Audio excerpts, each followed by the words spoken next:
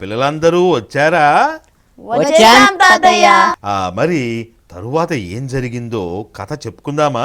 చెప్పుకుందాం తాతయ్య.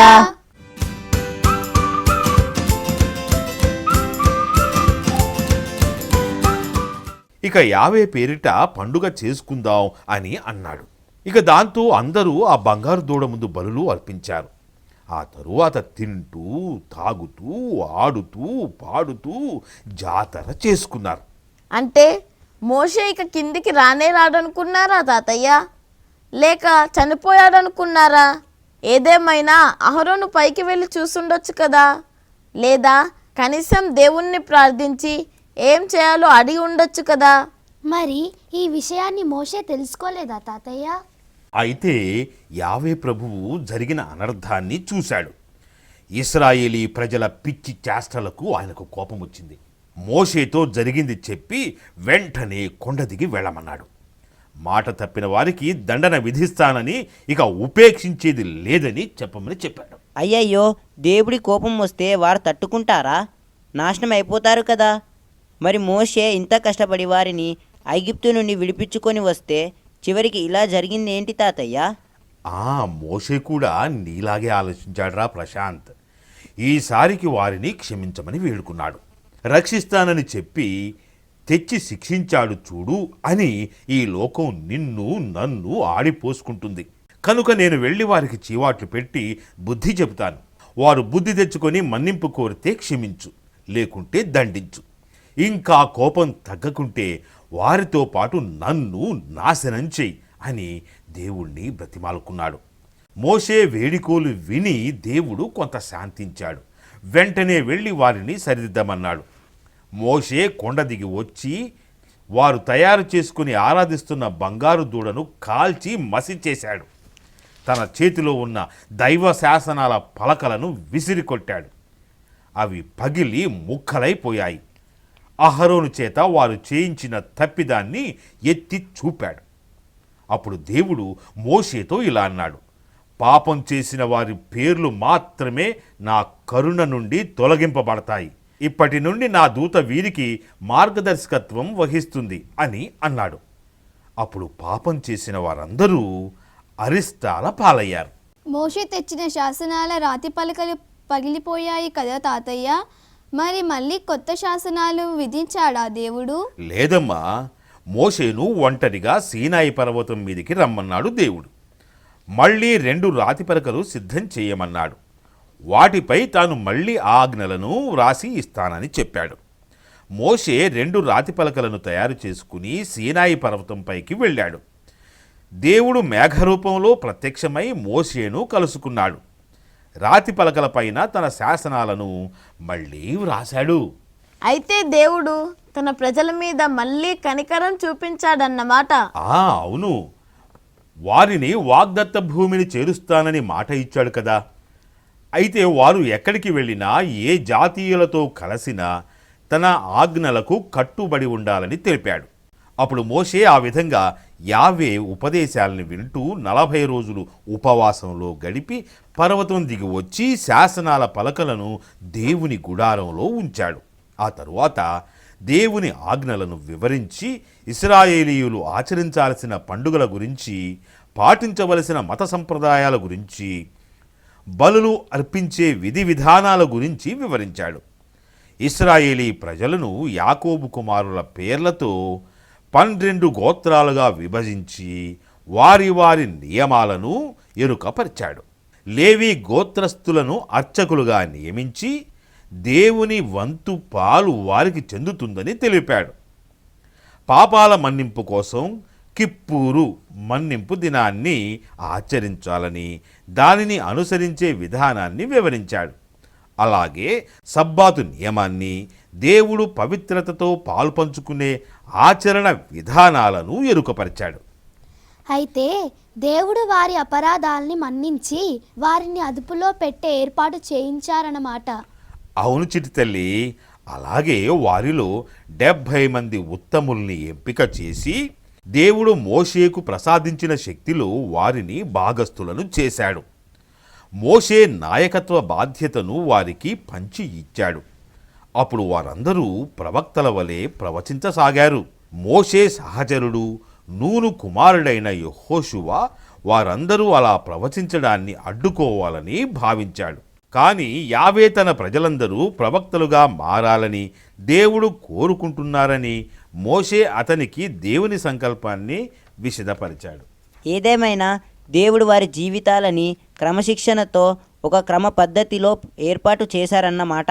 అవునర్రా, దేవుడు వారినే కాదు, ఆయనను అనుసరించే మనందరం కూడా క్రమశిక్షణలో పవిత్రంగా ఉండాలని, మనమంతా కూడా ప్రవక్తలుగా మారాలని కోరుకుంటున్నాడు. ఇక ఒక క్రమ పద్ధతి ఏర్పడినట్టే కదా తాతయ్య. మరి ఇక వారు వాగ్దత్త భూమిని చేరుకున్నారా? అందరూ కాదు, మధ్యలో చాలా సంఘటనలు జరిగాయి. సరే, యావే అలా వారితో ఉంటూ వారిని సన్మార్గంలో నడిపిస్తూ ఉండగా కొంతకాలం గడిచింది. యావే వారిని నెమ్మదిగా సీనాయి పర్వతం నుండి ముందుకు నడిపించాడు. ఇశ్రాయేలు సంతతికి ఇప్పుడు యావే దూత మేఘం రూపంలో మార్గదర్శకత్వం వహించసాగింది. ఆ మేఘం కదిలినప్పుడు ఇశ్రాయేలీ ప్రజలు దేవుని ఆజ్ఞలున్న ఒడంబడిక పెట్టెను మోస్తూ మేఘాన్ని వెంబడించేవారు. మేఘం ఆగినప్పుడు విడిది చేసేవారు. అలా వారు దాదాపు వాగ్దాన భూమి సమీపాన్ని చేరుకున్నారు. యావే సూచన మేరకు ఆ ప్రాంతాన్ని పరిశీలించి రమ్మని మోషే 12 గోత్రాల నుండి వేగుల వారిగా కొందరు పరిశీలకులను పంపాడు. వారు అక్కడ ప్రజలను, పంటలను చూచి వచ్చారు. అది నిజంగా పాలు తేనెలు ప్రవహించే భూమేనని చెప్పారు. కానీ అక్కడ ఉన్న అనాకీయులు మహాదృఢాకాయులు, బలవంతులని, వారిని ఎదుర్కొంటే చావడం ఖాయమని చెప్పారు. ఆ మాటలు విని ఇశ్రాయేలీయులందరూ భయపడ్డారు. తరువాత వాళ్ళందరూ కూడబలుక్కుని ఐగుప్తుకు తిరిగి వెళదామని అనుకున్నారు. ఏంటి, తిరిగి ఐగుప్తుకు వెళ్ళాలనుకున్నారా? దేవుని వాగ్దానాన్ని, ఒడంబడికను మర్చిపోయారా? మరి మోషే ఏమనలేదా తాతయ్య? వారిని తిరిగి ఐగుప్తుకు వెళ్ళనిచ్చాడా? లేదు. అలా వెళ్ళి వచ్చిన వారిలో యెహోషువ, కాలేబులు కూడా ఉన్నారు. వారు భయపడాల్సిన అవసరం లేదని, దేవుడు ఇచ్చిన మాటను నిలుపుకుంటాడని ధైర్యం చెబుతూ దేవునిపై ప్రగాఢమైన నమ్మకాన్ని వెలుబుచ్చారు. మరి అప్పుడేమైంది తాతయ్య? ఏముందమ్మా, యెహోషువ, కాలేబుల మాటలు వారి చెవికెక్కలేదు. అవసరమైతే మోషేను చంపేసైనా తిరిగి ఐగుప్తుకు వెళ్ళిపోదామని నిశ్చయించుకున్నారు. అప్పుడు యావే దేవుడికి కోపం వచ్చింది. తన పట్ల విశ్వాసం కోల్పోయి తన మాటను ధిక్కరించిన వారెవరూ వాగ్దత్త భూమిని చేరుకోలేరని, కాలేబు, యెహోషువ తప్ప పెద్దలెవరూ వాగ్దత్త భూమిపై అడుగు పెట్టలేరని, వారి సంతతిని మాత్రం అక్కడకు తాను సురక్షితంగా చేరుస్తానని యావే ప్రభువు అన్నాడు. ప్రభువు చెప్పినట్టుగానే మోషే, అహరోను, మిరియాములతో సహా పెద్ద తరం వారెవరూ వాగ్దత్త భూమిని చేరుకోలేకపోయారు. మిరియాము ముందుగానే చనిపోతుంది. ఆ తరువాత హోరు పర్వతం చేరుకున్న అహరోను మరణిస్తాడు. అతని కుమారుడు ఎలజారు తండ్రి స్థానంలో అర్చకుడవుతాడు. మరి మోషే కూడా మరణిస్తాడా తాతయ్య? అప్పుడే మరణించలేదు. మోషే ఇశ్రాయేలీయులు వాగ్దత్త భూమిని చేరుకునే వరకు బ్రతికే ఉన్నాడు. వారిని యావే మాట ప్రకారం ముందుకు నడిపిస్తాడు. ఈలోగా ప్రభువు తనకు, మోషేకు వ్యతిరేకంగా మాట్లాడిన వారిని శిక్షించడానికి విషసర్పాలని పంపిస్తాడు. అవి చాలామందిని కాటువేస్తాయి. వారంతా మరణిస్తారు. అప్పుడు వారికి తాము చేసిన తప్పు తెలుస్తుంది. ఆ అరిష్టం నుండి తమను కాపాడమని మోషేను అర్థిస్తారు. మోషే ప్రభువును ప్రార్థిస్తాడు. అప్పుడు యావే మోషేకు కనిపించి ఒక ఇత్తడి సర్పాన్ని తయారు చేసి దానిని శిబిరం మధ్యలో ఒక ఎత్తైన చెక్క గడ మీద ఉంచమని చెప్తాడు. పాము కాటుకు గురైన వారు దానివైపు చూస్తే చావును తప్పించుకుని బ్రతుకుతారు అని చెబుతాడు. మోషే ప్రభువు మాట ప్రకారం ఇత్తడి సర్పాన్ని శిబిరం మధ్యలో ఉంచాడు. దానిని చూచిన వారందరూ చావు నుండి తప్పించుకున్నారు. ఇది మరొక అద్భుతం కదా తాతయ్య. మరి ఆ తర్వాత అందరూ వాగ్దత్త భూమిని చేరుకుంటారా తాతయ్య? అవునమ్మా, ఇదో అద్భుతం. ఆ తరువాత వాళ్ళు వాగ్దత్త భూమికి చేరుకుంటారు. కానీ మధ్యలో ఎంతో మందితో పోరాడవలసి వచ్చింది. అయినప్పటికీ యావే ప్రభువు మోషే నాయకత్వంలో వారిని విజయ పథంలో నడిపించాడు. వరుస విజయాలతో వారు ముందుకు దూసుకుపోయారు. అంటే ఇక వారికి ఎదురే లేదన్నమాట. అవునర్రా, అలా వారు తమకు ఎదురొచ్చిన వారందరినీ ఒక్కొక్కరిని జయించుకుంటూ వాగ్దత్త భూమి వైపు అడుగులు వేశారు. అలా వారి ఎడారి ప్రయాణం 40 సంవత్సరాల పాటు సాగింది. మధ్యలో వారు ఎన్నో అవకతవకలకు పాల్పడినా కరుణామయుడైన యావే వారిపైన కనికరం చూపాడు. వారి పొరపాట్లను ఎప్పటికప్పుడే క్షమిస్తూ వచ్చాడు. ఈలోగా వారి జీవిత విధానాన్ని యావే స్థిరపరచాడు. మోషే ద్వారా వారిని ఒక ప్రత్యేక జాతిగా తీర్చిదిద్ది కొన్ని నియమాలను, ఆజ్ఞలను, ఆచార సాంప్రదాయాలను, కట్టుబాట్లను ఏర్పాటు చేశాడు. ఆ విధంగా మోషే ప్రభువు తనకు అప్పగించిన బాధ్యతలన్నీ పూర్తి చేశాడు. ఇప్పుడు తనకు 120 సంవత్సరాలు. నీళ్ల కోసం బండరాతిపై 2 సార్లు కొట్టిన కారణంగా తనకు వాగ్దత్త భూమిపై కాలు మోపే అదృష్టం లేదని మోషేకు తెలుసు. అందుకే యోర్దాను నది యువతలి తీరం చేరుకోగానే యావే ప్రభువు ఆజ్ఞ ప్రకారంగా యెహోషువను తన స్థానంలో వారసునిగా ప్రకటించాడు. అందరూ ఆ తరువాత అక్కడ ఉన్న నెబో పర్వతాన్ని చేరుకుంటారు.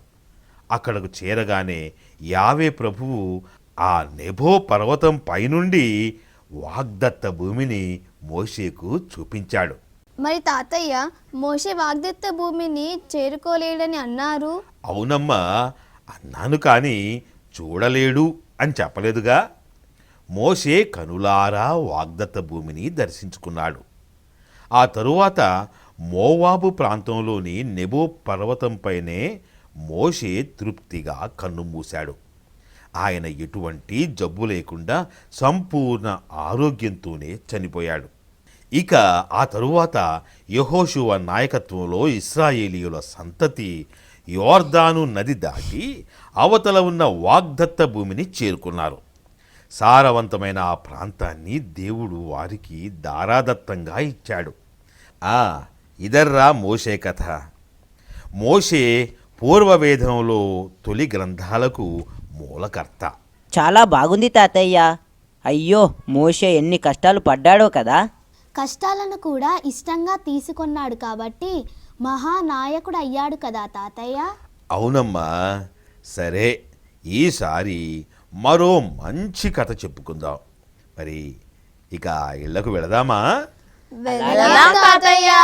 Okay, bye. Bye bye bye తాతయ్య.